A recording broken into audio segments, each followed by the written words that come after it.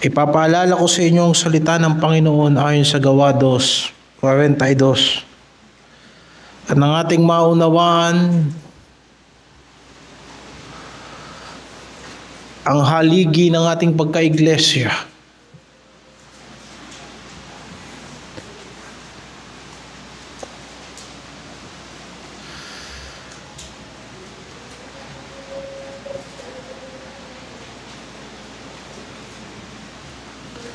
Ang haligi ng ating pagkabahagi sa iglesia, pagiging miyembro sa iglesia. Sa sekular, meron tayong tinatawag na 5 pillars of justice system. Sa pagiging miyembro ng iglesia, may 4 na pilar na nakasulat dito. Importante ito sa pagiging miyembro, sa pagiging isang mananampalatayang bahagi ng isang iglesia, lokal na iglesia. 42. At sila'y nagsipanatiling matibay sa turo ng mga apostol at sa pagsasama-sama, sa pagpuputol-putol ng tinapay at sa mga pananalangin. Pagpalain ng Panginoon ang pagkabasa ng kanyang salita sa pangalan ng Panginoong Hesukristo. Alam ninyong malinaw sa banal na kasulatan na walang ibang pundasyon ng ating pananampalataya maliban sa ating Panginoong Hesukristo. Siya ang pinakaugat kung bakit natin ginagawa ang mga bagay na ginagawa natin sa iglesyang ito. At kung tayo ay nagkukulang pa ng gampanin sa mga bagay na dapat ginagampanan na natin, magbabalik loob tayo sa ating Panginoong Hesukristo at sa kanyang salita at yun ang ating gagampanan. Sapagkat alam natin, walang ibang perpektong Panginoon maliban kay Hesukristo. Sa atin habang tayo ay nasa daigdig, tayo po ay manlalakbay. Maaaring hindi pa natin naaabot yung dapat nating abutin, pero ang importante sa magpaglalakbay ay ang pagpapatuloy sa paglalakbay. Dahil sa oras na hindi ka na gumalaw, 2 lang yan. Maaaring patay ka na o naabot mo na yung dapat mong abutin. Pero hanggat ang manlalakbay ay hindi pa dumarating sa kanyang destinasyon, wala siyang ibang dapat gampanan kundi magpatuloy. Hanggat hindi pa tayo nagiging conforme kay Kristo, magpapatuloy tayo sa pananampalataya. Hanggat hindi pa natin naaabot ang isang bagong langit at bagong lupa, magpapatuloy tayo sa pananampalataya. Hanggat hindi pa natin naaabot ang kasakdalan ng ating pananampalataya, patuloy tayong titingin sa ating Panginoong Hesukristo, na siyang uumpisa at tagapagsakdal ng ating pananampalataya. Na siya, dahil sa kasiyahang inilagay sa kanya ng Diyos, winalang kabuluhan niya ang lahat ng kahihiyan. Pinagtiisan niya ang krus at pagkatapos siya'y umupo sa kanan ng Diyos. Dinidilihin niyo siya, mga kapatid. At isaalang-alang natin sa pananambahang ito ang ating Panginoong Hesukristo, baka meron sa inyo nang nanghihimagod ang kaisipan. Isipin mo kung paano inalipusta ang ating Panginoong Hesukristo. Naramdaman niya yung naramdaman natin.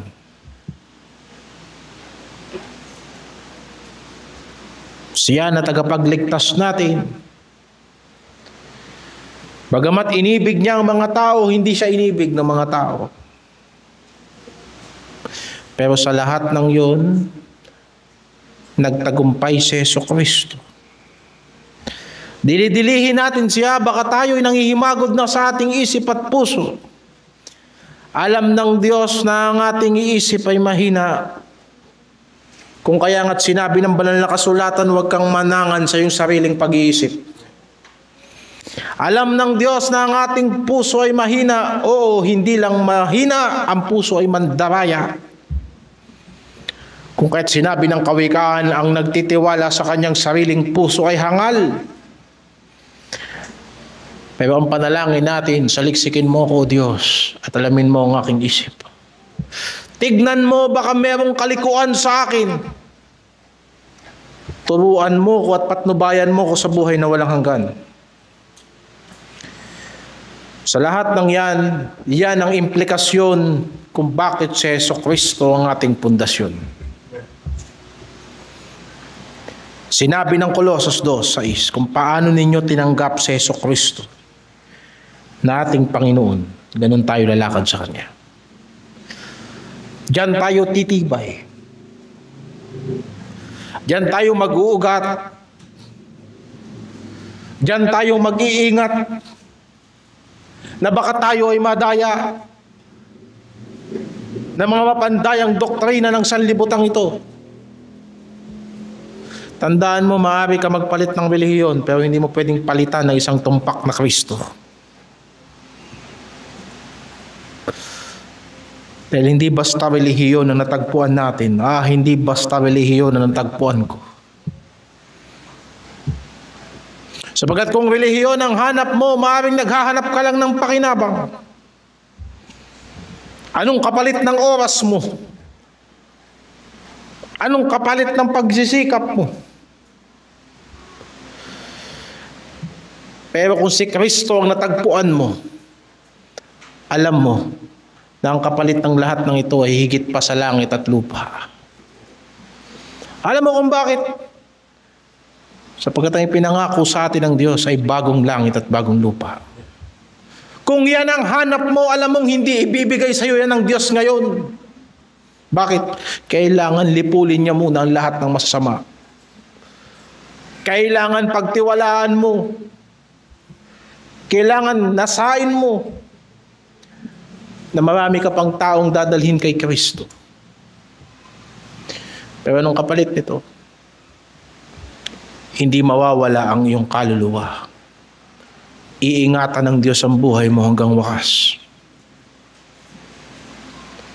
Kaya hindi relihiyon ang hinahanap ko.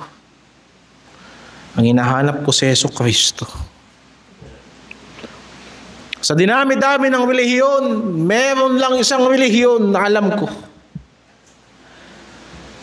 Nakaparehas na ipinangangaral ng mga apostoles. Yung nangangaral ng totoong Kristo at tapat na Kristo. Ng Kristong sapat.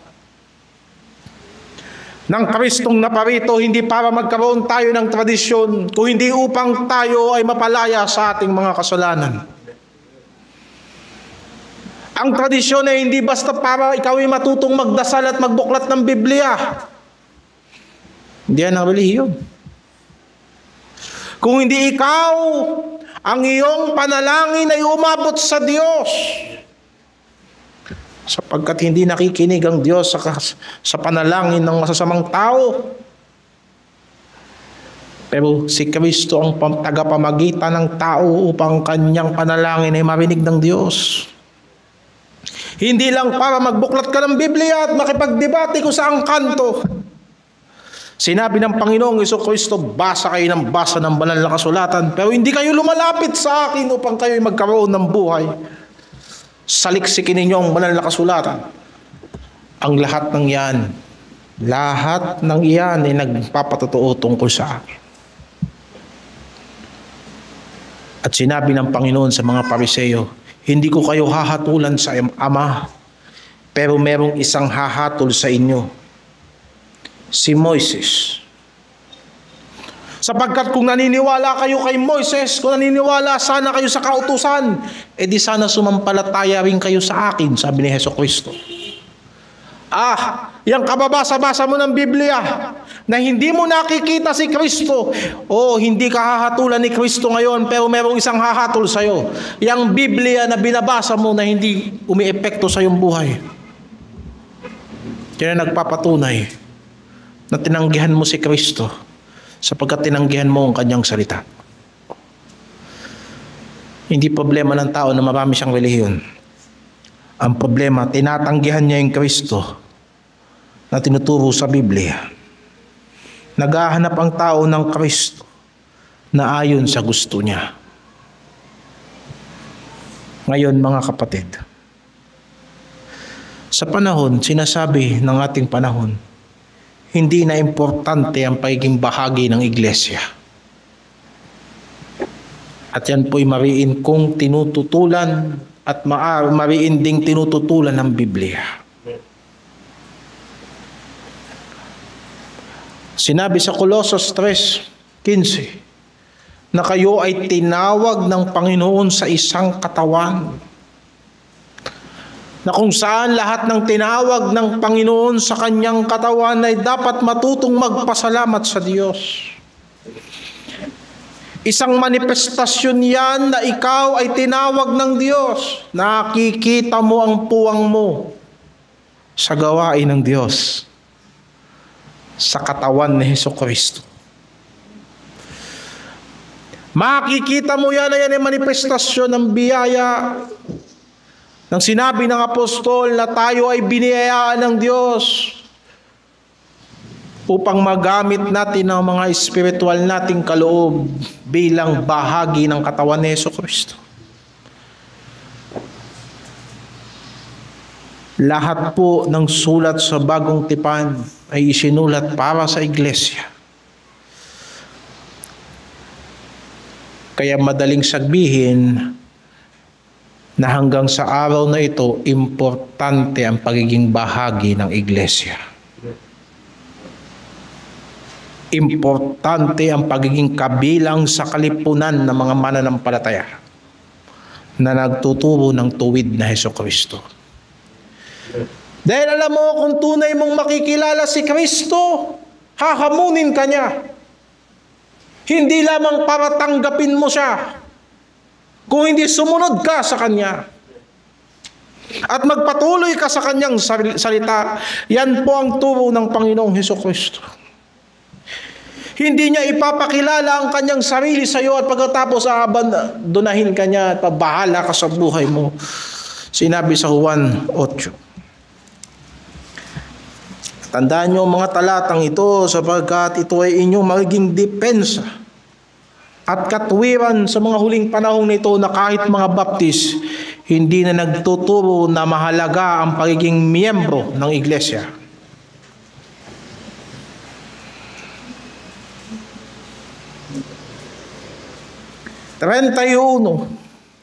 Sinabi nga ni Jesus sa mga Hudyong yaon na nagsisisampalataya sa Kanya, kung kayo'y magsipanatili sa aking salita, kung magkagayoy, tunay nga kayong mga alagad ko. Nakakita mo ba?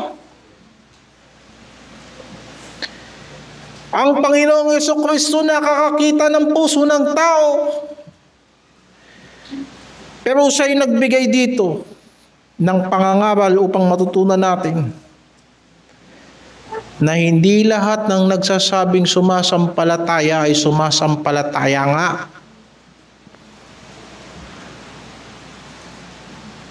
Sinabi ng Panginoon ito para sa atin din namang ikatututo, na siya ring ating sasabihin, kung kayo ay sumasampalataya kay Kristo, ay magpatuloy kayo sa salita ni Kristo. Ano pong ibig sabihin ng pagpapatuloy sa salita ni Kristo? Ay, ako naman po'y nagbabasa ng Biblia.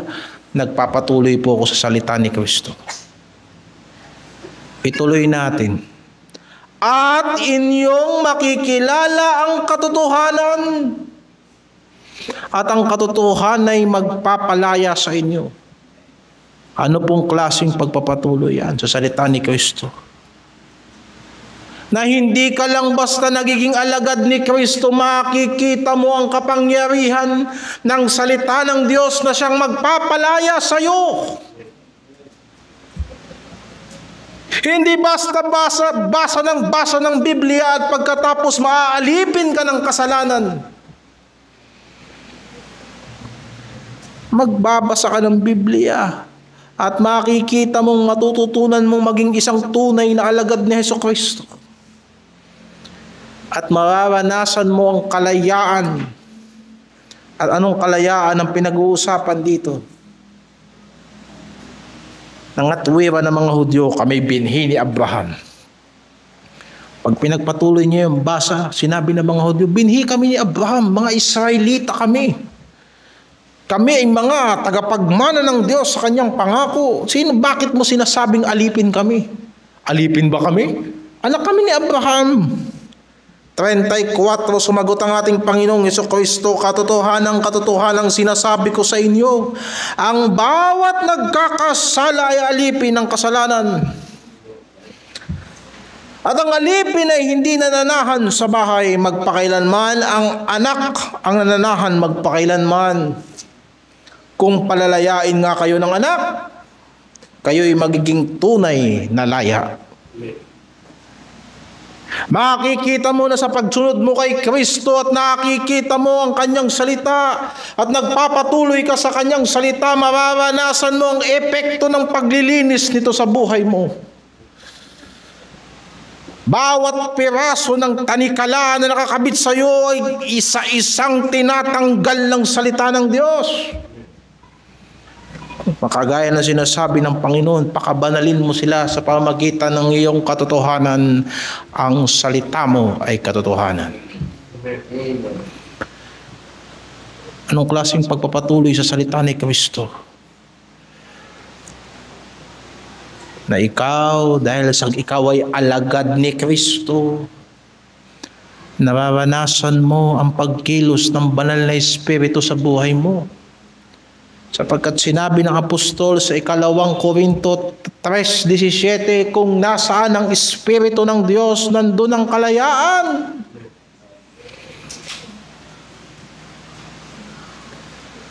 Nagkakaroon ng banal na Espiritu ng paghahari sa iyong buhay upang ang mga bunga na Jesucristo na iyong tinanggap ay managana. Doon mo maalala ang sinabi ng Panginoong, hindi ninyo ako pinili.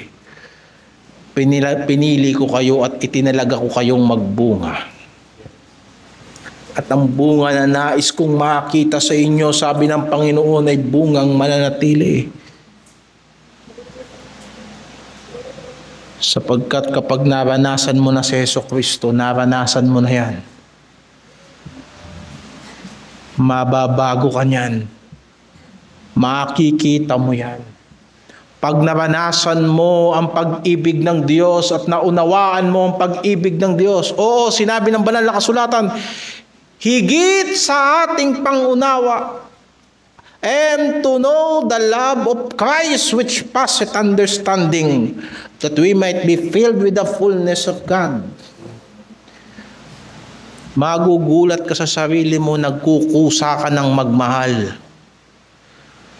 Hindi ka tinuturo ang magmahal, pero nung naunawaan mo ang pagmamahal ng Diyos, natuto kang magmahal. At diyan ka dapat managana sa pagmamahal na yan. Kapag naranasan mo sa buhay mo ang epekto ng pagpapatawad, ang kasiyahan na dulot sa isang malinis na konsiyensya nang sinabi mo sa Panginoon, patawarin mo ko Panginoon sa aking lahat ng pagkakasala. Ikaw na ang Panginoon ko simula sa araw na ito. At parang bumukas ang langit at ang kaluwalhatian ng Diyos sa iyong naranasan ng klaseng kapayapaan na yan. Kapayapaang hindi galing sa sanlibutan, maghahanap ka ng mapayapang buhay. Itatakwil mo lahat ng magulong bagay. Iiwas ka sa gulo. Bakit? Hahanapin mo ang kapayapaan sapagkat wala akong nakitang ibang kapayapaan maliban sa kapayapaan ni Kristo. Kapag ka naranasan mo ang kagalakan na hindi galing sa material na bagay pero masaya ka. Masaya ka. Panatag ka. Kontento ka. Hindi ka namumuhay sa inggit, hindi ka namumuhay sa galit. At alam mo ang Diyos ang nagpapasaya sa iyo.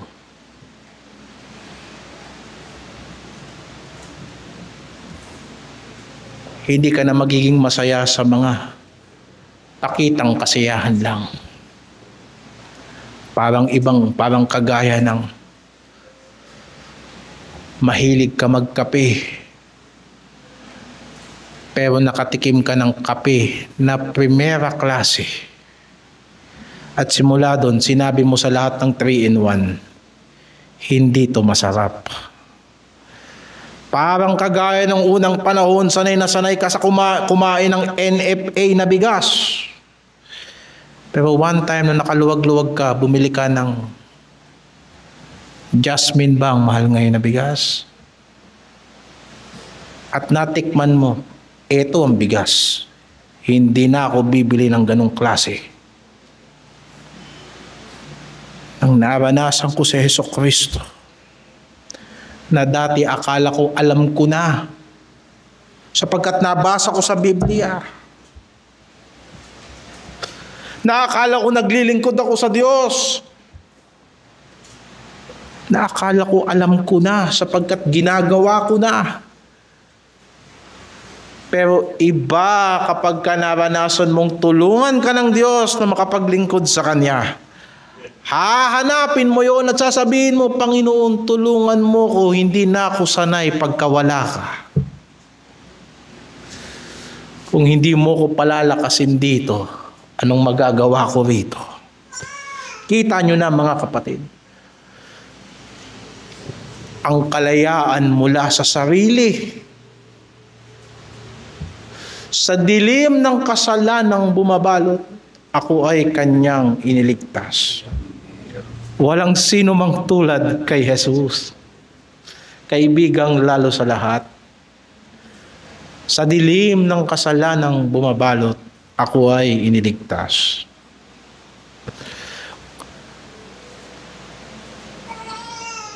So akala nyo ba nagba-Bible study lang tayo para matuto tayo ng doktrina? Gusto ng Diyos makita mo ang kalayaan kung saan ka pinalaya ni Kristo. Kahit anong relihiyon mo. Kung ang sanlibutan nagdidikta ng buhay mo, alipin ka. Kung ang inggit at galit ang nagpapatakbo ng isip mo, alipin ka. Pero kahit anong hina mong tao, kahit ikaw ay musmos, at marami ka pang kailangan sa Panginoon, pero alam mong malaya ka at ipagtatanggol mo yung kalayaan na yan kay Kristo. Sinabi sa Galatia 5:1, tumayo kayo sa kalayaan kung saan kayo pinalaya ni Kristo at huwag kayong magpaalipin sa anumang pag-aalipin sa inyo. At sabihin mo, hindi na ako alipin ng kasalanan, ayoko na bumalik dyan. O ako'y hindi pa perfecto, marami pa akong kulang, pero ayoko nang bumalik dyan.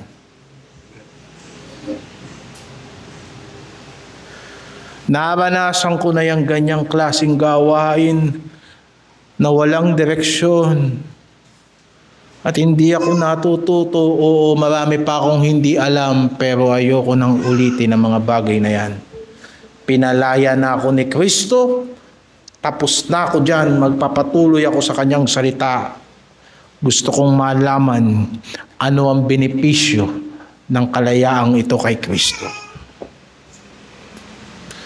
Naranasan ko na ako ay sumusunod lang at gumagawa lang ng mga bagay dahil sa sinabi ng tao, takot lang ako sa tao. Pero nung naintindihan ko na ang Diyos ay nagmamalasakit para sa aking kaluluwa, at ako'y instrumento ng Diyos, na sa daigdig na to maaaring ang aking ginagawa ay magmumukhang walang kabuluhan sa mata ng mga taong walang takot sa Diyos. Pero ang lahat ng ito, sa mata ng Diyos, bawat luha ay mahalaga. Bawat hirap ay mahalaga. At bawat pawis, kung yan ay para kay Kristo at dahil kay Kristo, hindi yan nililimot ng Diyos. Babalik pa ba ako sa mga gawaing pagpapakitang tao lamang? Ngayong abot kamay ko na ang corona na pinagwagian ni Kristo para sa akin. Konting usog na lang, malapit nang matapos ang lahat ng ito. Babalik pa ba ako sa pagsamba sa Diyos-Diyosan? Babalik pa ba ako sa kalungkutan na dala ng sanlibutan? At inyong malalaman ang katotohanan. At ang katotohanan na magpapalaya sa inyo. Maaaring hindi mo matatakasan ang lahat ng sakit sa daigdig na to sapagkat nasa daigdig tayo. Pero akala mo ba hindi rin tayo palalayain ng Diyos sa lahat ng ating pagkakasakit? Isang araw pag bumalik si Kristo, palalayain niya tayo sa katawang itong maraming kapansanan.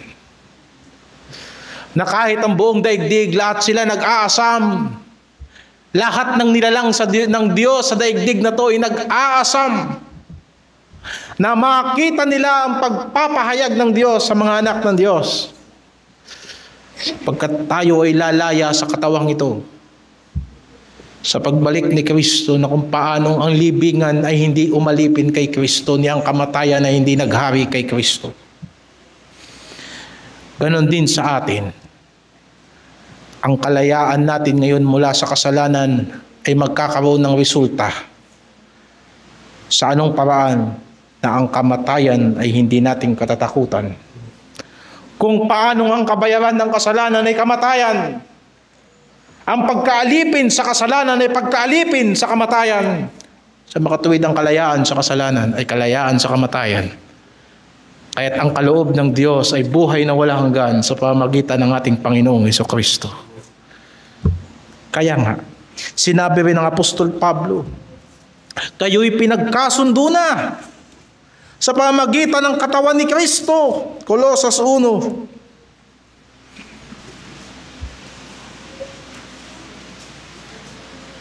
Talatang 20, sa pamamagitan niya ay pakikipagkasunduin sa kanya ang lahat ng mga bagay.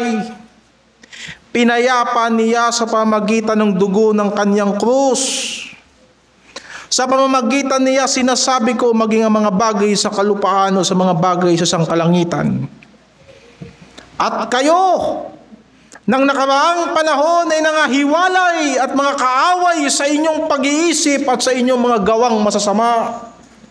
Gayon may pinakipagkasundo niya ngayon sa katawan ng kanyang laman sa pamamagitan ng kamatayan upang kayo'y iharap na mga banal at walang dungis at walang kapintasan sa harapan niya.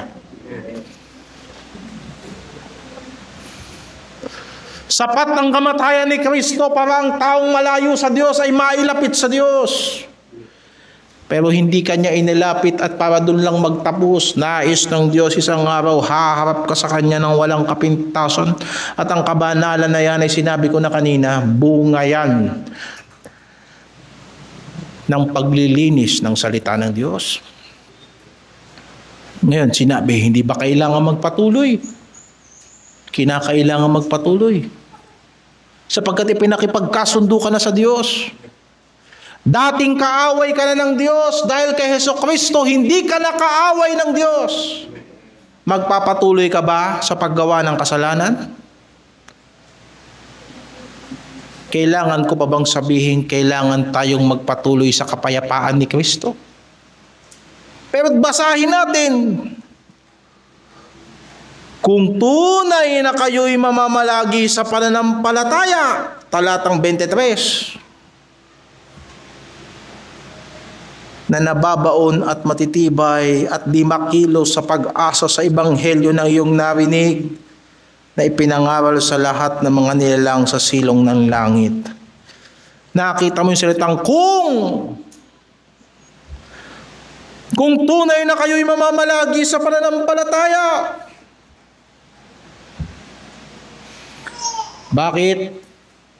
Sapagkat hindi ka niligtas ng Diyos para magkarelihiyon lang. Isang araw babalik si Kristo at haharap ka sa Diyos. Ihaharap ka niya sa kanyang sarili. Sa kanyang sarili ring pag-iingat. Paborito kong laging binabanggit yung mga bagay na yan pagkatapos nating manambahan. Nalalaman ko na habang natututo tayo ng salita ng Diyos, ang kasunod ay pagsubok. Pinangaralan ka ngayon, ang sunod niyan hamon sa pananampalataya. Pinangaralan ka ngayon, alam mo ang tama na kalooban ng Diyos, ang kasunod niyan, lalapitan ka ng sanlibutan at hahamunin ang pagtanggap mo sa tamang aral ni Kristo. Kaya lagi kong binabanggit bago tayo umuwi, sa Kanya na makakayang mag-ingat sa inyo sa pagkahulog. Ay na nagbibigay sa akin ng pag-asa, bagamat oo, totoo pa, nakakapagod ang paulit-ulit. Napapagod ako dahil tao ako.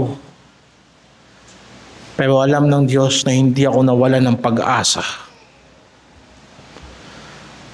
Kagaya ng pagpagod ka at hindi ka nakakabenta sa negosyo mo at hindi ka nakakaubos ng paninda at pagkatapos marami kang kontrata na hindi mo makuha-kuha, nagpasa ka ng proposal, hindi tinanggap yung proposal mo, napagod ka. Pero nung natulog ka at paggising mo, inulit mo uli. Tuloy lang ang buhay. Ganon din naman ang pag-asa ko kay Kristo, napapagod ako. Pero pag lumapit ako sa Panginoon, alam kong bukas ng umaga, isang bagong lakas ang ibibigay sa akin ng Diyos. Pwede nang umulot uli. Dahil sa salitang sinabi ng Panginoon, sa Kanya na makakayang mag-ingat sa inyo sa pagkahulog. Sa Kanya na makakayang magharap sa inyo ng walang kapintasan sa harapan ng Kanyang kaluwalhatian na may lubos na kagalakan. Sa isang maalam na Diyos na marunong sa lahat. Sa isang Diyos na marunong sa lahat. Hindi natin alam kung paano tayo iniingatan ng Diyos, pero pinagtitiwalaan natin ang Kanyang karunungan. May mga bagay noon na iniiyakan mo, ngayon natutuwa ka na. Nung nauna mong nakita ang kalooban ng Diyos at ang iyong kalooban, nung nag-cruise ang kalooban mo at kalooban ng Diyos, natisod ka sa Diyos. Pero hindi mo maintindihan sa kaparaanan ng pagbabago ng Diyos ng puso at isip mo. Sa pagtuturo sa iyo ng Diyos, may mga bagay na alam mo nang hindi ka mananagumpay sa Diyos. At sabihin mo, Panginoon, sige na, susuko ako. Hindi kagaya ng una kayong nag-cross ng landas, nakikipagdebate ka sa Diyos. Ngayon, nakakapagsalita ka na lang ng mga bagay na hindi maayos pagkagalit ka. Pero that's an improvement. Pero higit pa dyan, mga kapatid, dapat mong malaman na ang Diyos ay marunong sa lahat. Iingatan niya tayo sa Kanyang sariling talino. Papatnubayan niya tayo sa Kanyang sariling kaisipan. Sa pamamagitan ni Hesukristo na ating tagapagligtas, sumakanya nawa ang kaluwalhatian at ang karangalan at paghahari magpakailanman. Amen. Kaya nga kung ihaharap ka niya sa Kanyang sarili, kagaya ng sinabi dito sa Colossus, na kayo'y ihaharap niya ng walang dungis at walang kapintasan sa harapan niya, sinong gagawa? Siya. Anong epekto at anong manifestasyon ng Kanyang pag-iingat? Tuloy mo sa talatang 23, kung tunay kayong mamamalagi sa pananampalataya. Iniingatan ka ng Diyos, kaya huwag kang maligaw. Marunong ang Diyos. Sasabihin mo marunong ang Diyos, iningatan ka niya pero naligaw ka. Nung panahon na wala ka sa Panginoon, hinanap ka niya at nasumpungan ka niya, anong akala mo pababayaan kanyang mawala? Namatay siya para sa iyo at siya'y muling nabuhay.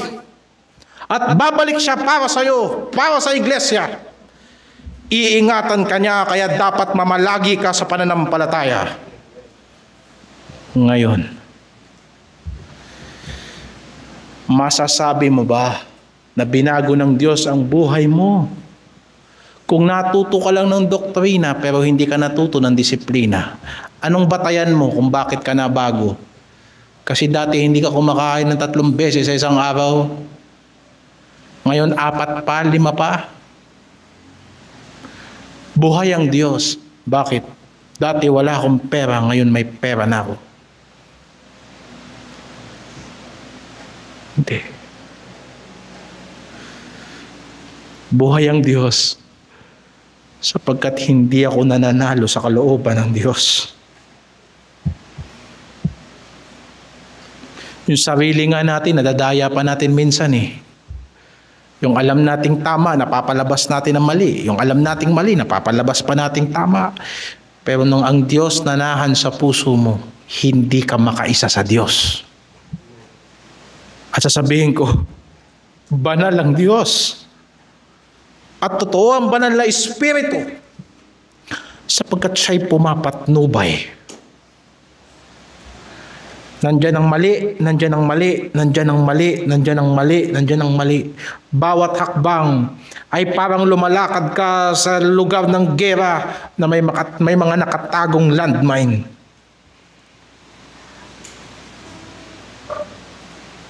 Pero iningatan tayo ng Diyos. Minsan nilalabanan natin ang Diyos pero hindi talaga tayo nananalo sa Kanya. Gawa ba yan ng ordinaryong tao? Siya na nag-iingat sa Kanyang bayan ay mamamalagi sa Kanyang bayan. At doon mo sasabihin, matapat ang Diyos. Matapat ang Diyos. Paano ko nalaman? Nandito pa ako. Hindi ba tayo tinutokso kagaya ng tinutokso ang marami? Tinutokso rin ako kagaya ng marami. Pero makapangyarihan talaga ang Diyos. Hindi ba tayo nangangailangan kagaya ng pangangailangan ng marami? Nangangailangan din tayo. Pero hindi sapat ang pera magpatalikod sa atin sa pananampalataya. Bakit?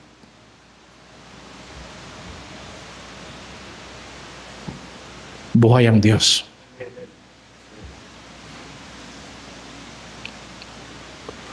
Higit ang biyaya ng Diyos sa kahinaan ng tao at kasalanan ng tao. Ang sinabi ng Panginoon kay Pedro, Pedro, hinihingi ka sa akin ni Satanas. Pero huwag kang mag-alala, pinapanalangin kita. Hindi basta pastor ang nagsabi niyan. Hindi basta kapatiran ang nagsabi niyan, kapatid, pinapanalangin kita. Baka may nagsabi sa'yo, kapatid, pinapanalangin kita, baka kinilig ka pa. Pero isipin mo, si Jesucristo nagsabi kay Pedro, Pedro, pinapanalangin kita. Ang pananampalataya mo, huwag manghina.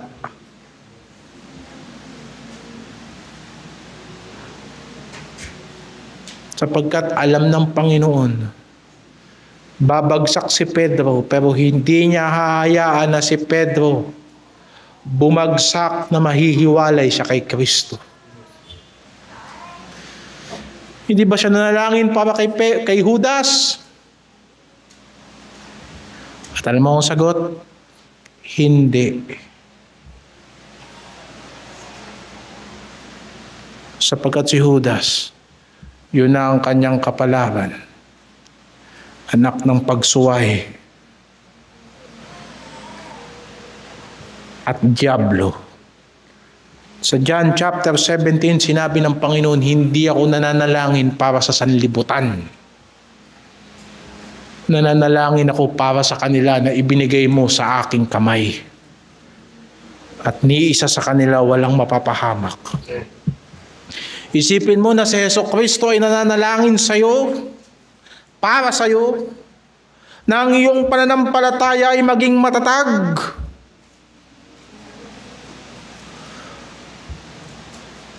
Yun ang trabaho ng tagapamagitan. Inilalapit niya tayo sa Diyos bawat araw. Kaya kung pinagdududahan mo yung pananalangin sa pangalan ni Kristo, huwag mong pagdudahan ang panalangin ni Kristo para sa iyo. Sapagkat walang bagay na hihingin si Kristo sa Ama na hindi ibibigay ng Ama. Kaya nga, kung iniingatan ka ni Kristo, anong manifestasyon yan? Ikaw ay mamamalagi sa pananampalataya.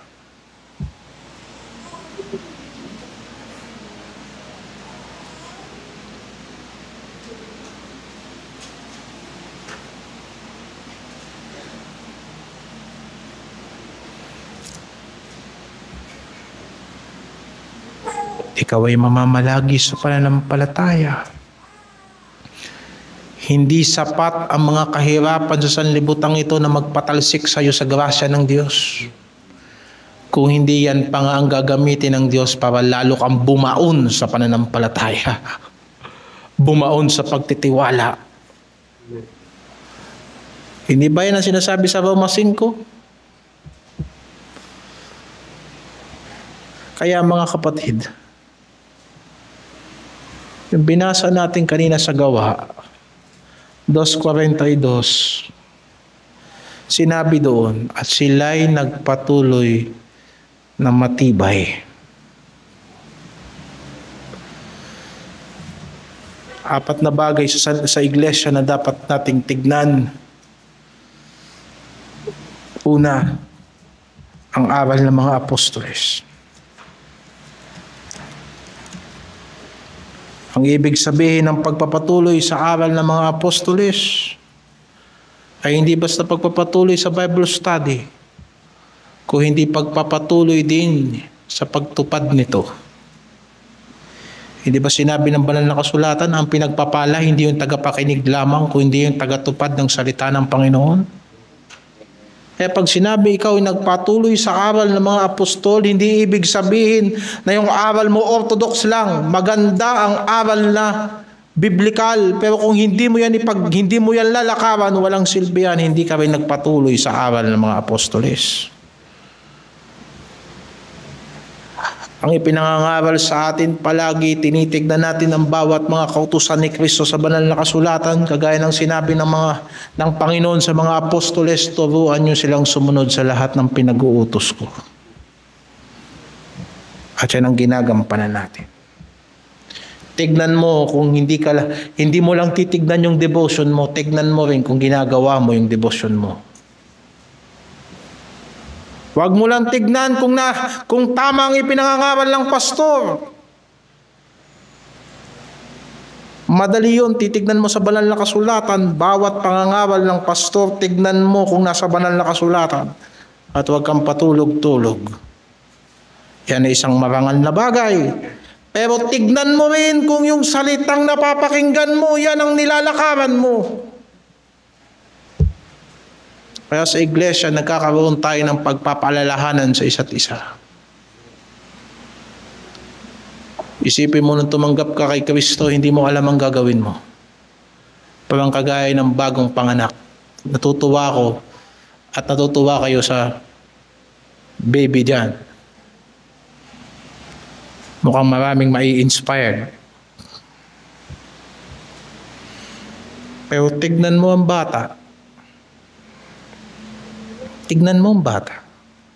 Pagka ipinanganak siya, wala siyang ibang pwedeng gawin kung hindi dumepende sa nag-anak sa kanya. Hanggang siya ay magkagulang, hanggang siya ay lumaki. Pero isipin mo, kawawa ka kung ipinanganak ka tapos magulang mo irresponsable. Pero ganun pa man, kahit na anong irresponsable ng mga magulang, mabuti pa rin ang Diyos, dadalhin ka pa rin niya sa tamang landas. Pero anong ibig ko sabihin? Ang anak ng Diyos, hindi yan makakapagpatuloy mag-isa. Kaya't sila'y sama-samang nagsitibay sa turo ng mga apostoles. Anong meron sa mga apostoles? Sila yung magtuturo sa mga bago. Ngayon, wala na ang mga apostoles. Sinong napag-iwanan ng mga apostoles? Yung mga matatandang Kristiyano. Tignan na lang natin halimbawa dito.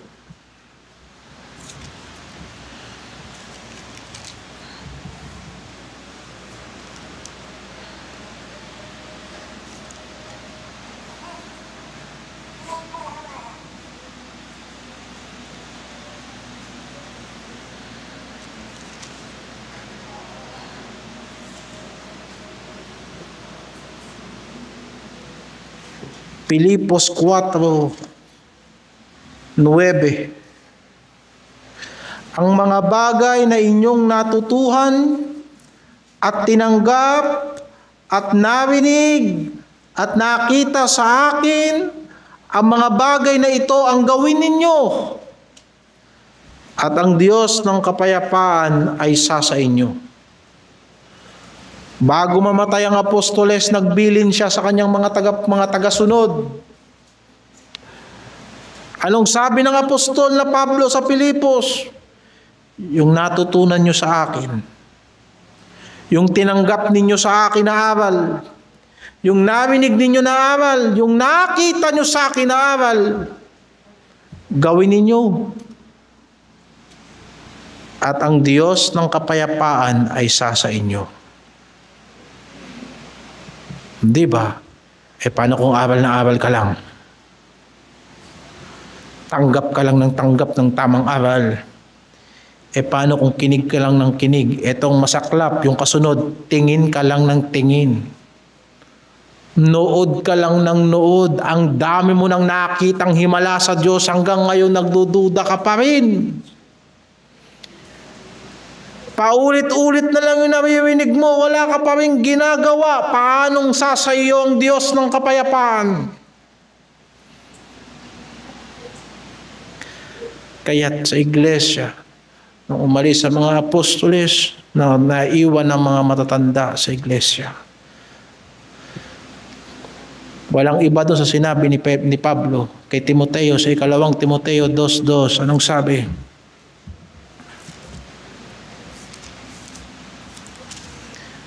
Ang mga bagay na iyong narinig sa akin sa gitna ng maraming saksi ay siya mo ring ipagkatiwala sa mga taong tapat na makapagtuturo naman sa iba.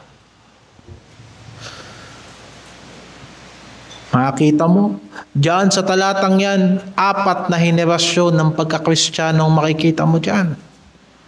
Una si Pablo. Pangalawa si Timoteo. Sinabi ni Pablo kay Timoteo, Timoteo, yung narinig mo sa akin, ituro mo din sa mga taong matatapat. Yun ang pangatlong henerasyon. Ngayon, sa pangatlong henerasyon, dun ba magtatapos yun? Hindi. Magturo ka sa mga taong matapat na makapagtuturo din sa iba. 4. Na itong apostol, lang siya'y mamamatay na, tumitingin siya 4 na henerasyon bago siya mawala. Na parang sinasabi mo sa anak mo, anak, yung tinuturo ko sa iyo, ituro mo din sa mga giging mga anak mo para ituro rin nila sa anak nila. Tumitingin ka 4 na henerasyon. At simula noon hanggang ngayon, ang mga apostoles, ang aral ng mga apostoles ay ipinamumuhay ng iglesia ng ating Panginoong Jesucristo. Kung kaya't, huwag na kayong magtaka kung bawal sa iglesia ang matigas ang ulo. Bakit? Hindi lang tayo tagatanggap ng aral ni Kristo, tagatupad din tayo ng salita ni Kristo. Na kung tatanggapin mo, kung iintindihin mo lahat ng nakikita mo, kung lahat ng naririnig mo, isa sa puso mo, isang araw ipagkakatiwala mo rin yan sa mga taong tinuruan mo upang sila rin naman ay magturo sa iba. Totoong ang isang kahinaan ng mga Baptist churches ang kawalan ng pagdidisiplina o sa madaling salita, discipleship. Lahat ng pagdidiscipleship laging inaasa ng mga miyembro sa pastor. Pero pag tinignan mo, iba-iba ng karanasan ng mga Kristiyano at bawat karanasan, nangungusap ang Diyos diyan. At kapag ka natuto ka, nakita mo ang gawa ng Diyos, narinig mo ang salita ng Diyos, ituro mo yan sa mga susunod sa iyo. Kagaya ng ikaw minsan, bago ka rin. Ngayon paluma ka na, sabihan mo rin yung mga bago. Na yung mga bago na yan, isang araw magiging paluma din yan, naturuan din nila yung magiging mga bago. Sa 2,000 taon, yan ang dahilan kung bakit ang tuwid na doktrina hindi nawala. Hangal yung nagsasabi na yung aral ni Kristo nawala. Si Manalo lang yun kasi hangal siya. Bakit? Hindi siya naniniwala na si Jesucristo ay Diyos. Samantalang maliwanag sa Roman 9:5, ang Kristo na lalo sa lahat Diyos na makapangyarihan, siya nawa. Ngayon mga kapatid, pangalawa, pagsasama-sama. Nasa panahon na tayo na lahat virtual na lang.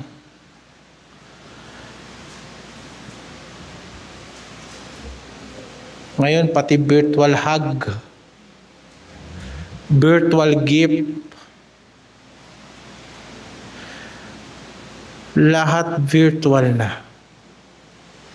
Kung gaanong ipinaglalapit ng technology ang mga tao, supposedly ngayon ang mga tao, mga awkward sa society, hindi marunong makisalamuha. Pag nakisalamuhan, naninisod, hindi niya alam kung paano ang tamang pag-uugali sa kapwa.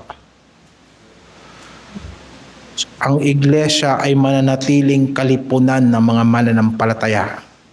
Hindi ito Zoom meeting.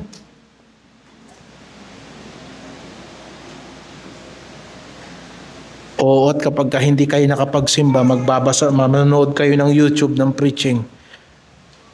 Yun ay supplementary lamang, pero lagi niyong nanaisin na makasama ang inyong mga kapatiran. Alam mo kung bakit? Isa yan sa ebidensya na may banal na espiritu ka.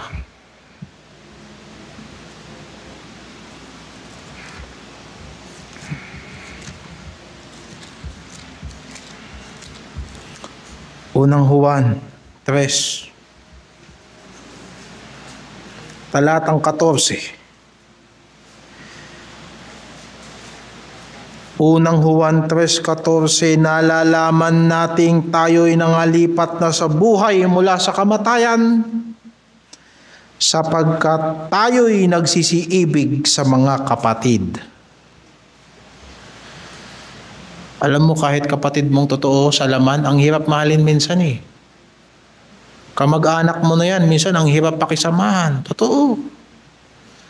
Minsan kasama mo na nga na mahabang panahon sa ilalim ng isang bubong. Ang hirap intindihin.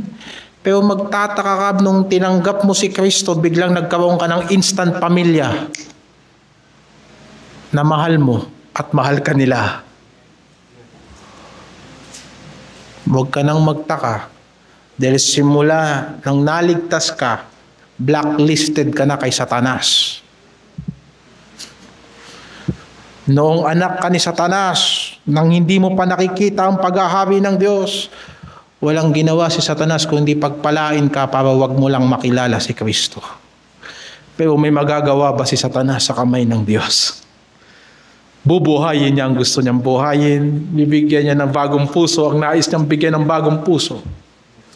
At namumulat ang mata mo sa realidad ng daigdig pa lang ito ay nasa ilalim ng paghahari ng Diablo. Ngayon nakita ni Satanas na anak ka na ng Diyos, ano sa palagay mo? Matutuwa siya sa iyo. Mapupuot sa iyo kahit ang mga tao sa sanlibutan. Paparatangan ka na kung ano-ano mga salita. Keso hindi ka marunong makisama. Keso masyado kang mapanghusga. Kung sabihin kong masama ang ginagawa ng tao at nabasa ko sa banal na kasulatan na talagang masama naman talaga ang ginagawa nila, ako bang humusga? O hinusgahan sila ng Diyos sa pamagitan ng kanyang salita? Kung sinabi ko sa iyo, ang lasinggero ay hindi magmamana ng kaharian ng Diyos, sasabihin mo ba sa akin, grabe ka, hinahatulan mo ko? Hindi kita hinahatulan. Ang salita ng Diyos ang humahatol sa iyo. Dahil kung alam mo lang sana, gusto kitang makasama sa kaharian ng Diyos. Pero dinidisqualify mong sarili mo. Sa inyo sana Unang-una sana sa inyo na mga nakakinig kay Kristo at nakabasa ng kanyang salita, sa inyo sana ang kaharian ng Diyos. Sinabi ng Panginoon, wala akong hinatulan na sinuman. Subalit ang hatol ng Diyos ay mabuti at matuwid magpakailanman. Kaya't habang meron pang panahon ng pagsisisi, magsisi. Habang meron pang bukas, sana meron pa, itakwil natin ang mga gawa ng kadiliman at suotin natin ang baluti ng liwanag at ating suotin si Kristo at huwag tayo magbigay ng pagkakataon sa laman. Lahat yan mga kapatid, biyaya ng Diyos. Pero isipin mo, habang ikaw ay inaatake ng mga taong walang Diyos, mayroon kang kapatiran na nagbibigay sa iyo ng lakas. Nagiging inspirasyon mo ang pagmamahal mo sa kapatid mo.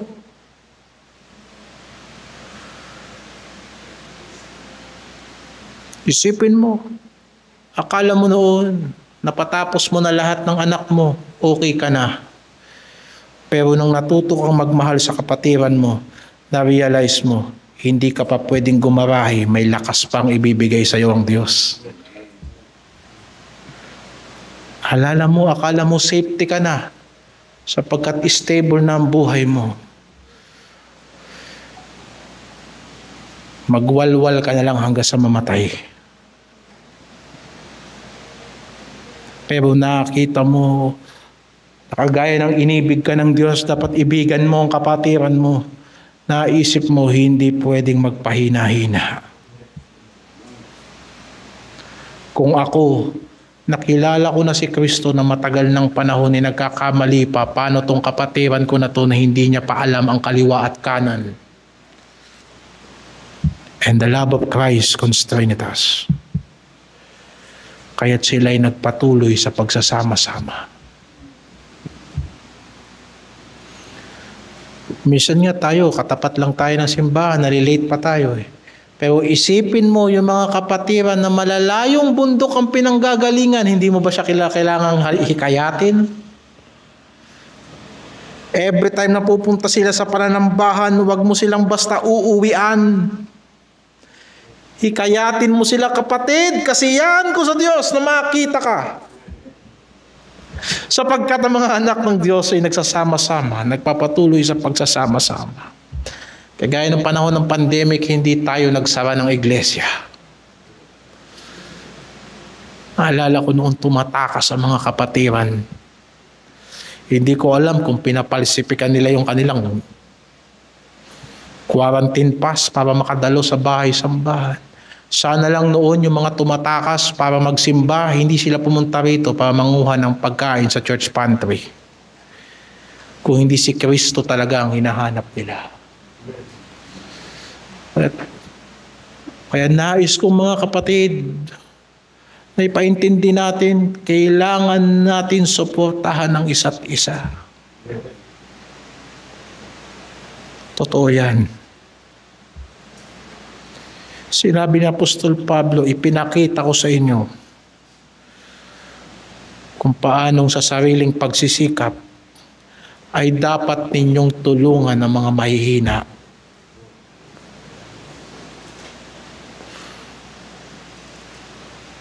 Wala akong ibang inaasahan maliban sa pagtupad ko sa panawagan ng Diyos, pero ipinakita ko sa inyo na dapat tulungan natin ang mga young people na makapag-aral. At lagi ninyong alalahanin ang salita ni Kristo. It is more blessed to give than to receive. Ako rin nag-aaral ako. At hindi ako nagiging pasanin sa inyo. Pero tignan ninyo, kailangan nating tulungan ang henerasyong itong makatawid. Hindi para sa akin, kundi para sa iglesia ng ating Panginoon. Wala akong problema kung ang iglesia sasabihin mahirap na iglesia sapagkat ang kahirapan ay hindi nawawala. Pero ayokong marinig na ang iglesia ay kalipunan ng mga taong tanga at walang pinag-aralan. Hindi marunong dumiskarte. Walang problema na ang iglesia mahirap dahil ang Panginoong Hesukristo mahirap talaga. Pero hindi mo pwedeng sabihin ng Panginoong Hesukristo walang karunungan. Maaaring hindi siya nagtapos ng mataas na universidad, pero ang ating Panginoong Hesukristo, kung ika-classify mo ngayon, skilled worker ang ating Panginoong Hesukristo. Maaaring mahirap tayo, pero hindi ako papayag na mga iglesia ng ating Panginoon, mga anak natin mamamalimos kung saan-saan. Kung meron silang dapat paghirapan ngayon upang pag tumanda sila, hindi sila mahihirapan. Sa ngayon na pwede pa natin silang tulungan, hayaan natin silang magtiis upang sa ganoon, sa dumating na pagtumayo sila sa kanilang sariling paa, kaya na nilang magtiis at hindi na sila mahihirapan.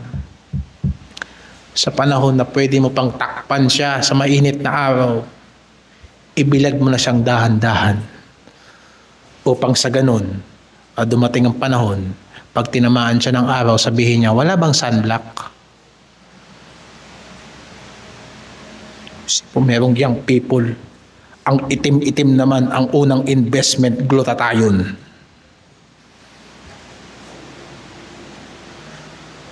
Walang problema kung mahirap tayo.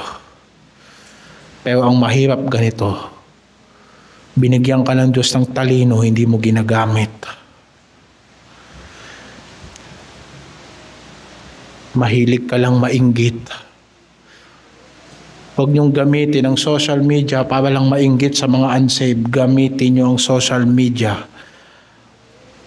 upang mapalawak ang naaabot ng ating kaalaman, negosyo, trabaho, network. Isipin mo, ang dami mong friends sa Facebook, di mo napapakinabangan. Kaya kung marami kang friends sa Facebook, bentahan mo lahat.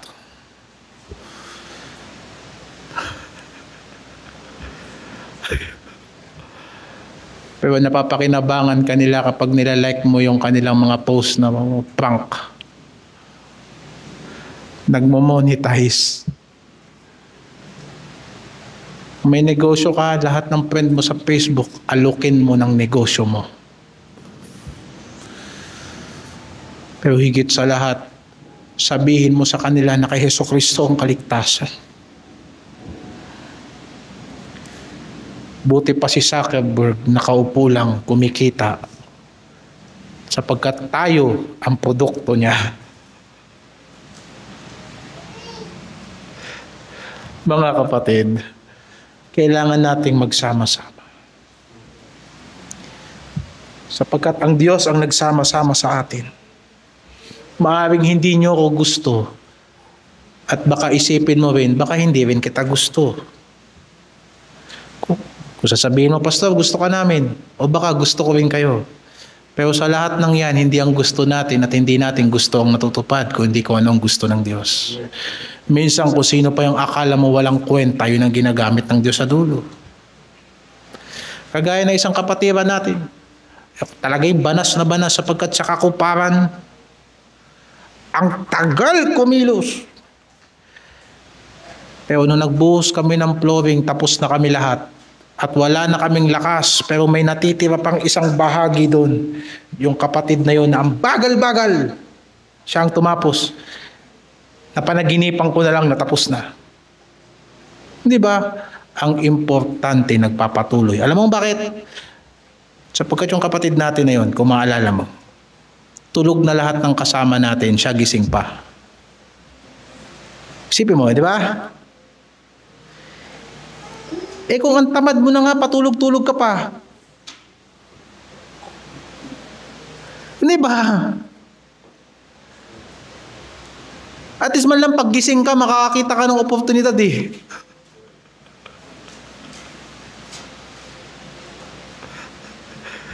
Ah, wala ka nang alam gawin, lagi ka pa nakayuko at nakatingin sa sarili mo, di nakita mo lang, di puro tiyan, puro paa, puro lupa. Kahit wala kang alam, tumingin ka, tumingala ka.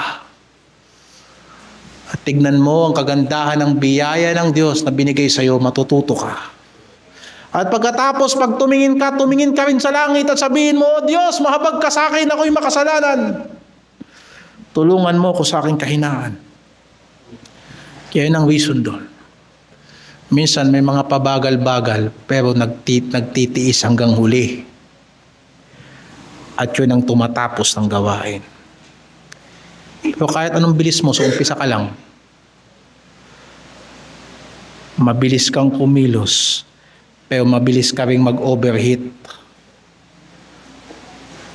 Di wala din. Pero makakita ka, mabagal matuto. Pero pag natuto yan, magmamahal sa Diyos magpakailanman. Pero hindi mangyayari yun kung hindi ka magiging matapat sa pakikisama. Walang problema kung hindi mo magets. Basta wag mo kaming iiwanan dahil hanggat kasama mo kami, tuturuan ka namin at gagabayan ka namin. Magigets mo rin yan. Magigets mo din yan. At sasabihin mo, higit pala ang pag-ibig kaysa sa karunungan. Higit pala ang pag-ibig kaysa sa kaalaman. Meron kang maraming alam, pero hindi mo mahal ang kapatid mo. Hindi mo tuloy magamit ang kaalaman mo. Pero may kapatid, walang alam. Walang kalam. Minsan hindi pa nga marunong magbasa, hindi marunong magsalita. Walang katalent-talent, pero nung natutong magmahal sa kapatid, natutong kumilos ayon sa pag-ibig ng Diyos. Anong kailangan gawin, ang hindi kayang gawin, ipanalangin, aralin, gawin. Kaya akala mo ba ang pakikisama sa iglesia walang epekto? Meron. Merong epekto ang pakikisama sa iglesia. Parang kagaya ng isang pamilya na kapag nagtiis ang isa, nagtitiis lahat. Akala mo walang epekto yan, pagtitiis lang. Tignan mo, pag sama-sama kayong umasenso, hindi kayo maghihiwalay kahit umasenso kayo. Pero kung isang bahagi lang nagtitiis, yung mga nandito hindi nagtitiis, sasabihin ko sa iyo, kapag etong mga to umasenso, pababayaan nila kahit sino pang gumapang para sila mabuhay. Ang sinasabi ko sa mga bata, o tinutulungan natin sa iglesia, pagtiisan nyo lang ng konti yan dahil nagtitiis din ako. Pag ako nagaanan, magagaanan din kayo. Hindi ko kayo pagdadamutan sapagkat nangako ako sa Diyos. Sapagkat kung hindi ko kayo aayusin, hindi rin ako aayusin ng Diyos. Mapalad ang mga maawain, sila'y kakahabagan ng Diyos. Diba? Kasi mo kung naglingkod ka lang para sa sarili mo. Nawa tulungan natin matatandaan na pagkaisahin ng iglesia. Sapagkat ang mga Kristiyano ay dapat magpatuloy sa pagsasama-sama. Tuturuan mo yung anak mo. Pag alas 6 mo, alas 6 na nandito ka na sa loob ng bahay. Kahit alukin ka ng barkada mo, huwag kang makikain sa bahay nila dahil may bahay ka. Alam mo bakit? Nagtuturo ka sa kanya ng pagpapahalaga sa pamilya.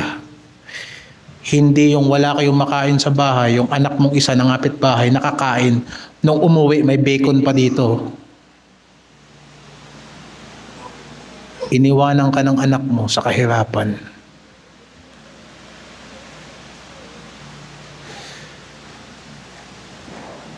Isipin mo,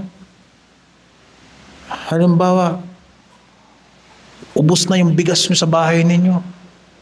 Yung mga anak mo may ipon, hindi nila lalabas yung ipon nila para kumain kayo ng bigas. Anong akala mo? Paglaki niyan, kakawawain ka niyan.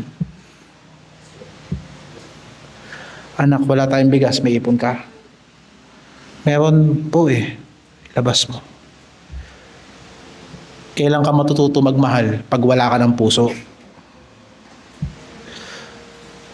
Kailan ka matututo magmahal? Kapag matigas na yung puso mo, kapag yung puso mo punong-puno na ng pagiging makasarili, na isang araw hindi mo na ako kikilalaning magulang, tsaka kita tuturuan.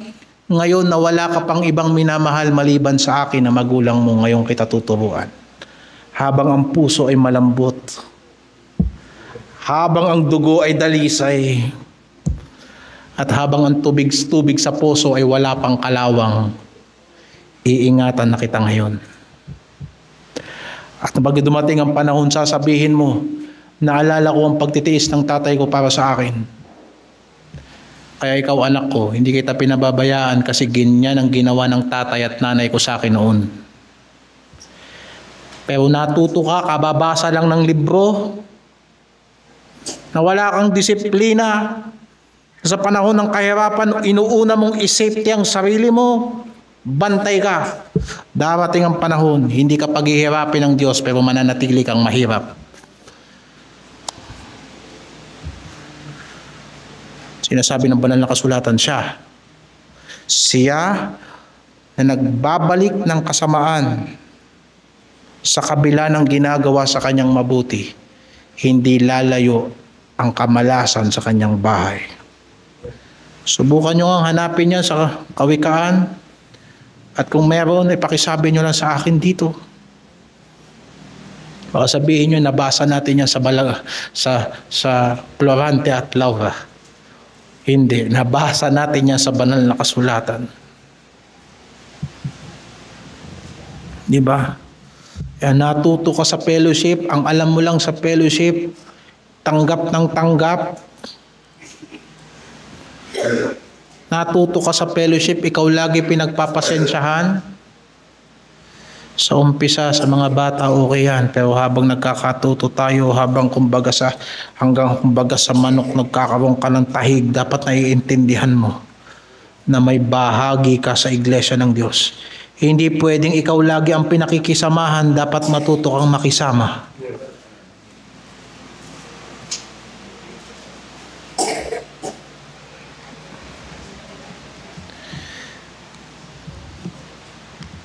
Anong talata? Kawikaan 17:13. O diba, kaya wag niyong sasanayin ng mga tao na tanggap lang ng tanggap ng mabuti. Sanayin niyo sila na dahan-dahang magbigay ganti sa mabuting tinatanggap nila. Bakit? Sa umpisa, cute yan. Pero pag matanda na yan, yan ang dahilan ng kamalasan mo. 17:13. Ang sino mang gumaganti ng kasamaan sa mabuti, kasamaan ay hindi hihiwalay sa kanyang bahay. Ang kamuti ka, pinaaral ka ng magulang mo, magwalis lang, nagdabog ka pa. Yung binigay ba sa'yo, masama ba yun? Mabuti po. O gumanti ka ng kabutihan sa bahay na to.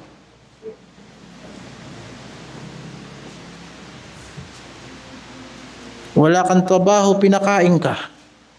Anong igaganti mo? Kasamaan?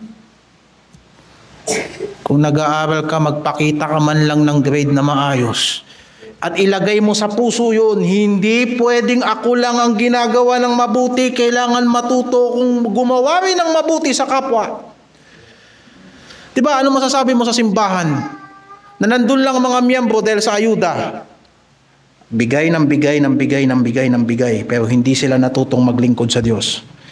Yang simbahan na yan, hindi lalayuan ng kasamaan. Tagal mo ng Kristiyano, adik ka pa din. Tagal mo ng Kristiyano, wala ka pa ring disiplina. Dahil ang alam mo lang, humingi ng mabuti, pero hindi maglingkod ng mabuti.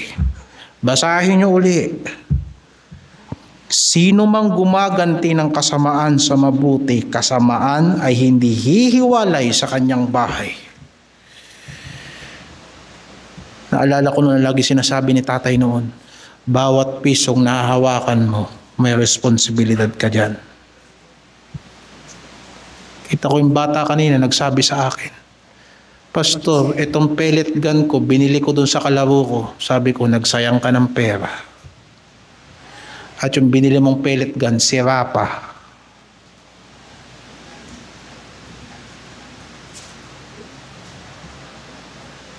Diba?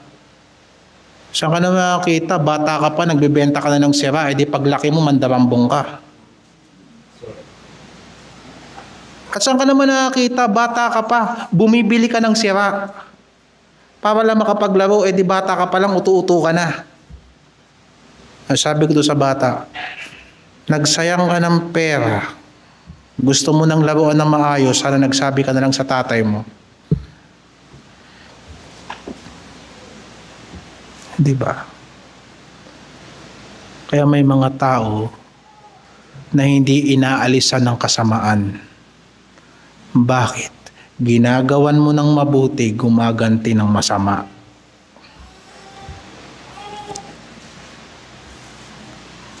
Ang ganda ng banal na kasulatan, hindi ba?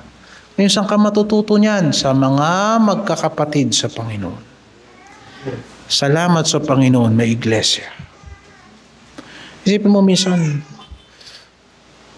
kahit akala mo ang pastor, nandyan lang siya sa iglesia, matatag siya. Hindi. Kung iisipin ko ang kalagayan ng mga mahihina nating mga kapatiran, gusto ko silang matuto. Kaya gusto kong magsikap. Kaya isipin ko, itong kapatid na to, malapit na itong mamatay, hindi pa nagbabago. Kaya hindi ako pwedeng sumuko. Itong kapatiran na to, malaki ang potensyal nito. Kaya lang, laging napapangunahan ng sarili. Kaya kailangan nating turuan ang turuan. Kagaya nga na sinabi ng kapatid natin kanina, may pastor tayo na single. Imaginein mo kung anong tumatakbo sa lahat ng single na lalaki.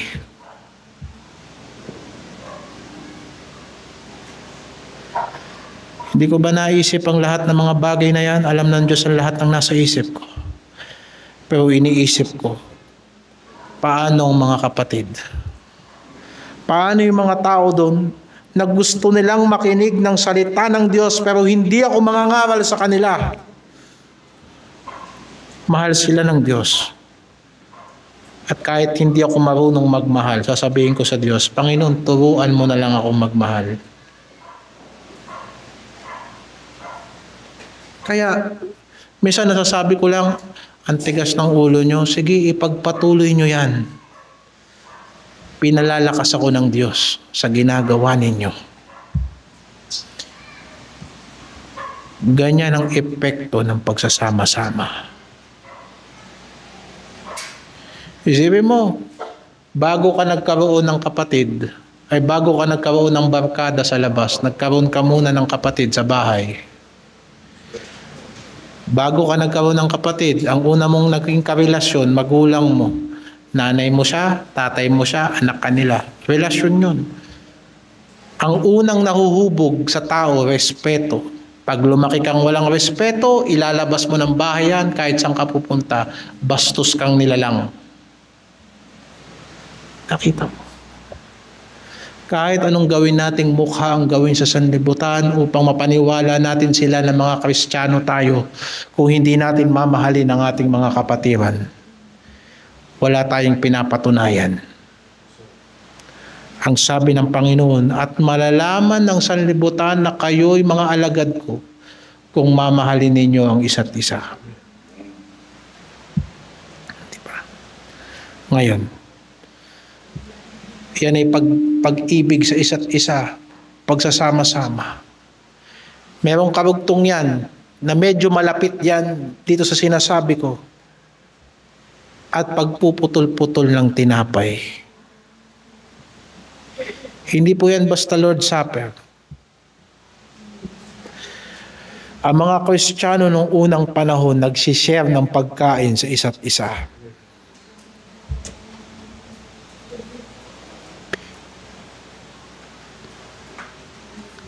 Ngayon, kung kailangan nyo ng ebidensya, dumiretso kayo.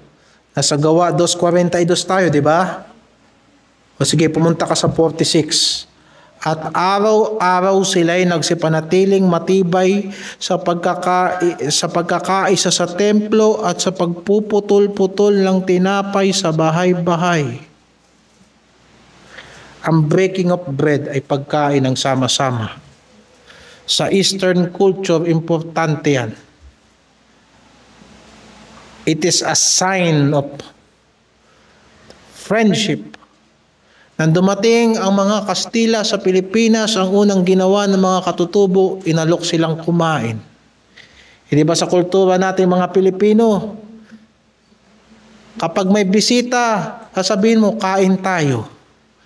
Hindi ko lang alam kung gusto mo talaga siyang kumain at kinabahan ka nung kumuha ng plato. Uy, kumuha ng plato. Ay, umupo. Diba? Sa magkakapatid ganito, lagi mo isaalang-alang, kumakain ba ang kapatiran ko? Maaaring hindi tinapay ang paborito nating pagkain, kanin, edi magputol-putol tayo ng kanin. Magbahabahagi tayo ng kanin. Magbahabahagi tayo ng pagkain, wag lang tayo magbahabahagi sa isa't isa. Di ba?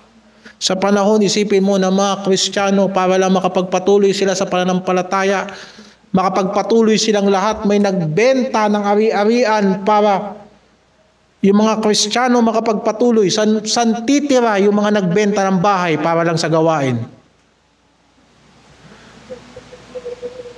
May mga kapatid na nakakita, kapatid, salamat sa ginawa mo, halika, kukup-kuping ka namin. Kapatid, hindi ka na nagtrabaho dahil ang gusto mong mangyari, gawin mo ang gawain ng Diyos, hindi ka namin pababayaan. Salamat sa ginagawa mo para sa amin. Nakita nyo na, kaya dito sa iglesia, itinataas ko at ikinawarangal ko ang pagiging manggagawa ni Kristo. Sapagkat kung tutulungan tayo ng iglesia, dahil sa hindi tayo kawawa, sabi ng banal na kasulatan, to esteem them very in love for their work's sake. Kaya ayoko ng manggagawang tamad. Dahil ang manggagawang walang kwentang trabaho, hindi yan mamahalin ng iglesia. Nakasulat sa banal na kasulatan. Uulitin ko. And to esteem them very highly in love for their work's sake. Pero hindi lang ginagawa sa mga manggagawa yan. Yung mga kapatid natin na kapuspalad. Minsan hindi lang kapuspalad, kapuspaa pa. Di makalakad eh. Tinutulungan natin ang mga kapatid natin. Isipin mo, ang kapatiran, pag nakaisip ng trabaho, naaalala ka, si brother ganito, walang trabaho yun, bigyan natin. Ang kapatid mo, pag magmimerienda, uy, si ano pa, meryendahin natin. Di ba? Tapos magbabackslide ka lang. Hindi ka maglilingkod sa Diyos na nakakatuwa. Kasama sa ating pagiging magkakapatid, hindi lang tayo basta nagtutulong-tulong sa pagsosoul winning. Huwag kayong papayag na may kapatid tayo ritong hindi kumakain ng maayos. Kaya ipinapanalangin ko sa Panginoon, ipagpatuloy, ipag-itaguyod natin yung ating mga pagtatanim. At pag-aalaga ng kung anumang mga hayop dyan na kayang alagaan at binibigay sa atin ang pagkakataon ng Panginoon. Bakit? Ayoko may kapatid ako na nagugutom. Kaya minsan sinasabihan ko yung mga nakatira dito, bigyan nyo si ganun ng pagkain, dalhan nyo. Bakit? Naaalala ko kayo. At pagkatapos matatanggap ko, pastor, tinatanggihan. Nasasaktan ang kalooban ko. Hindi lang ninyo ko sinasaktan, nilalabag nyo ang salita ng Diyos. Ayan o. Pastor, Lord Supper yan. Hindi Lord Supper yan. Kasi kung Lord Supper yan, may alak dapat yan. Ano ka, Katoliko? Tinapay lang, walang alak.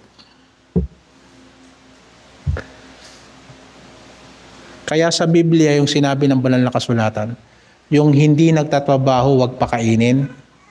Bakit? Dahil ang mga Kristiyano noong unang panahon, sama-sama talagang kumakain. Di ba? Pero sabi yung makutok, walang mga gawain, huwag nyo yung pakainin yan. Di ba? Mga kapatiran natin, na sinutubuan natin lumakad sa kanya, tumayo sa sariling paa, tulungan natin. Gabayan natin, hindi tayo plastic. Pag sinabi natin hindi natin kaya, talagang hindi natin kaya. Pag sinabi natin kaya, talagang kaya natin. At pag sinabi natin, sa biyaya ng Diyos, ang pinag-uusapan natin dyan, kahit hindi ko kaya yan, gagawin ng Diyos yan dahil mabiyaya ang Diyos. Ulitin ko, pag sinabi mong kaya mo, kaya mo. Pag sinabi mong hindi mo kaya, hindi mo kaya. Pero pag sinabi mong sa biyaya ng Diyos, gawin mo yan kahit hindi mo kaya sapagkat mabiyaya ang Diyos. Hindi yung pagkasinabing sa biyaya ng Diyos, hindi mo gagawin. At pag tinanong kita, ba't hindi mo ginawa? Sabi ko, ba't sinabi ko bang gagawin ko? Sabi ko, sa biyaya ng Diyos. Para mga Kristiyano, pag sinabing God willing, sigurado hindi gagawin. Mag-church po kami sa Sunday, God willing. Sino niloko mo? Kailan pa naging hindi kalooban ng Diyos na dumalo ka? Hindi po ako nagsimba ngayon kasi hindi po kalooban ng Diyos eh. Nakita mo nga kalooban ng Diyos, magsama-sama tayo. Di ba? Pag wala akong naiabot sa'yo, samantalang kailangan kitang abutan, kailangan kitang tulungan, talagang wala. Pero pag meron talaga, abot sa abot ng biyaya ng Diyos sa akin. Gagampanan natin yan alang-alang kay Jesucristo. Hindi ba? Kaya akala mong simbahan, pupunta ka lang dyan, tapos papakitang gilas ka, tutulong-tulong ako pakanta-kanta ka, hindi. Bumubuo tayo ng komunidad na pinapanood ng sanlibutan. Ang nagtatagni sa atin, hindi tradisyon. Dahil alam ko sa mga bahay nyo, may kanya-kanya kayong tradisyon. May kanya-kanya kayong mga reunion. Hindi ba totoo yan? May kanya-kanya tayong mga nakaugalian sa sarili natin. Pero pagdating sa gawain ng Diyos, bigla nagkakaisa ang espiritu natin. Pag nagsama-sama tayo, nananalangin ako, alam na natin kung anong kalooban ng Diyos. And then lastly, higit sa lahat sa pananalangin.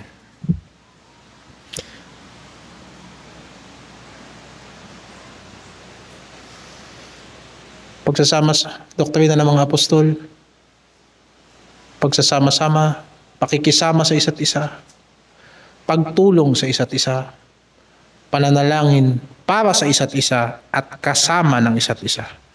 Mga kapatid, itaguyod natin na tayo ay manalangin na magkakasama. Hindi kailangan mahaba.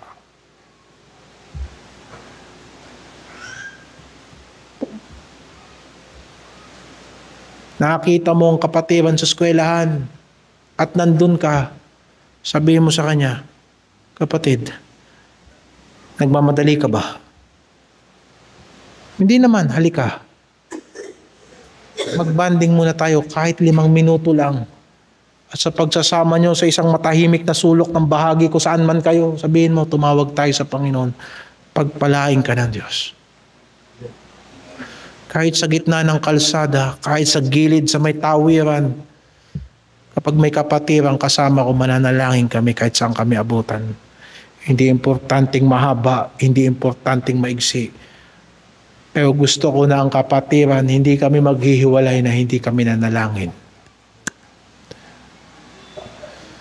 Sapagkat matuwid ang nagagawa ng pananalangin. Malaki ang nagagawa ng panalangin ng taong matuwid.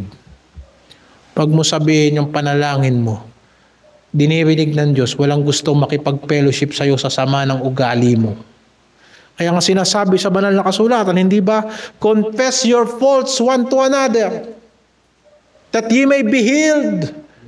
Kapatid, halika, manalangin tayo. Ayaw kitang kasama. Bakit? Halika, manalangin tayo. Kapatid, nakakatisod ka, halika, pero manalangin tayo. And that is a defining moment ng pagiging magkapatid natin sa Panginoon. Tignan mo to. May mga unsaved na uupo, makikisama sa atin sa pakikinig ng salita ng Diyos. And some of them, they will eat with us. Minsan tutulungan natin sila. Pero alam mo, yung mga kapatid mong tunay, yung nanalangin kasama mo. Hindi ba nararamdaman mo? Itong kapatid na to, nananalangin tong kasama ko. Nananalangin siya para sa akin at ako'y nananalangin para sa kanya.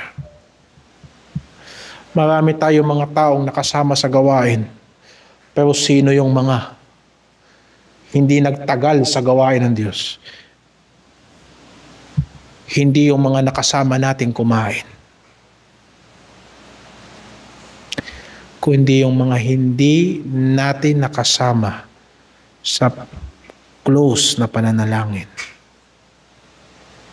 Ang Panginoong Jesucristo, sinabi niya sa 12 apostoles, kayong 8 dito kayo.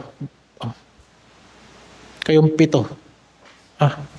Kayong 8 diyan kayo. Pedro, Juan, Santiago, samahan ninyo ako, manalangin kayong kasama ko. Diba? Minsan nalulungkot ako.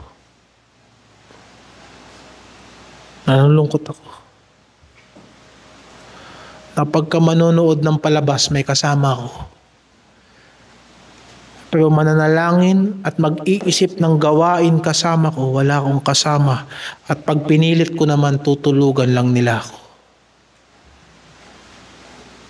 Ang Panginoong Jesucristo, ginagawa niya sa mga alagad. Nabibigatan ng kalooban ko. Mag-stay kayo, kakain tayo. Hindi, mag-stay kayo, mananalangin tayo.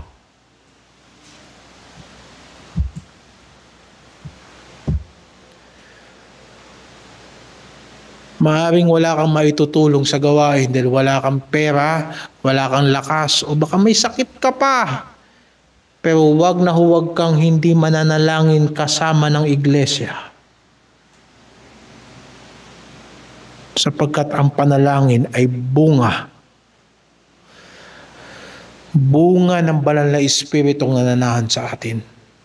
Magkaisa tayo ng Espiritu. Bakit? Magkaisa tayo ng doktrina. Sabihin ko sa iyo, magkaparehas. Yung pinaniniwalaan din natin, mga pinaniniwalaan natin, baka pinaniniwalaan din ni Satanas. Pero hindi mananalangin ng dyablo kasama natin. Sasabihin ko si Kristo ay Diyos. Sasabihin din ni Satanas yan, si Kristo ay Diyos. Pero hindi siya luluhod kasama ko at sasabihin ko sa pangalan ni Hesus Kristo na aking Diyos, matupad ang iyong kalooban.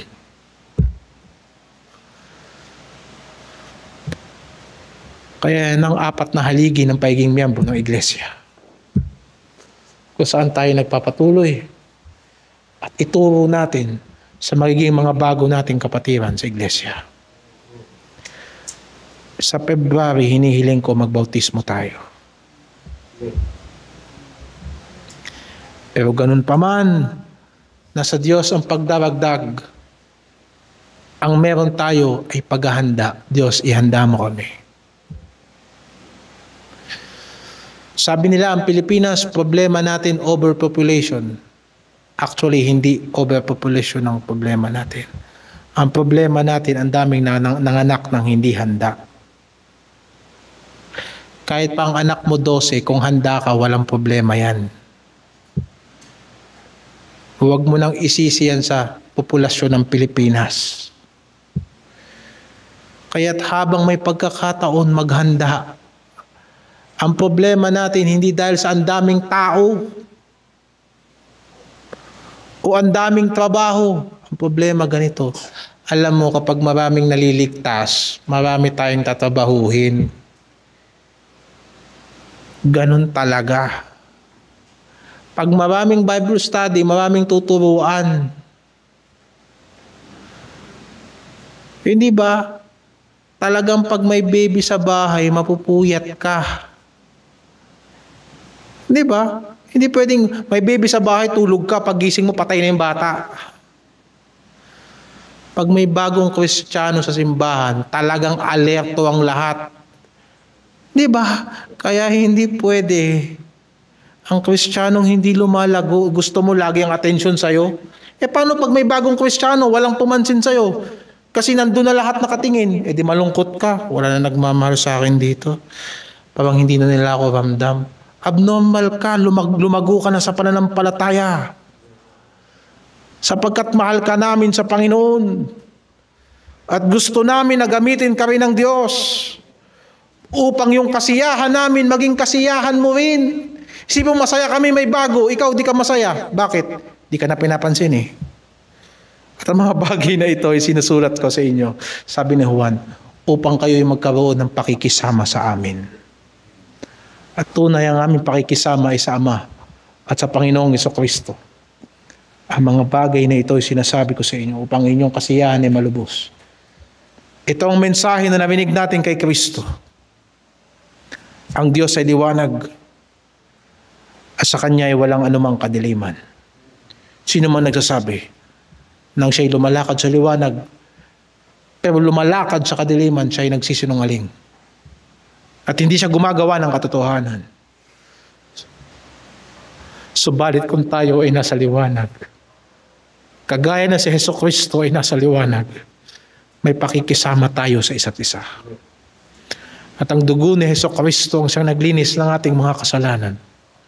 Kung sasabihin natin na hindi tayo nagkasala, niloloko natin sarili natin.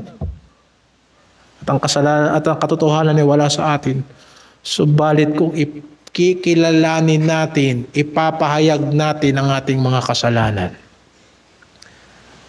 ang Diyos ay matuwid. Oo, siya'y Diyos ng liwanag, pero ang Diyos ay matuwid at matapat na magpapatawad ng ating mga kasalanan.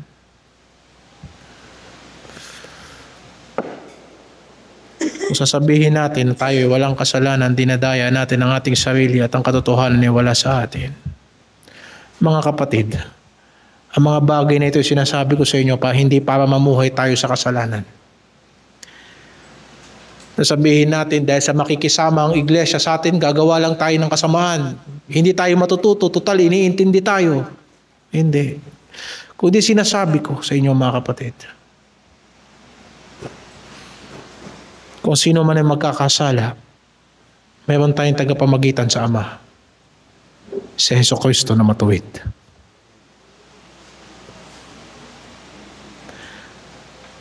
Siyang gumagawa ng kanyang kautusan ay sa Diyos.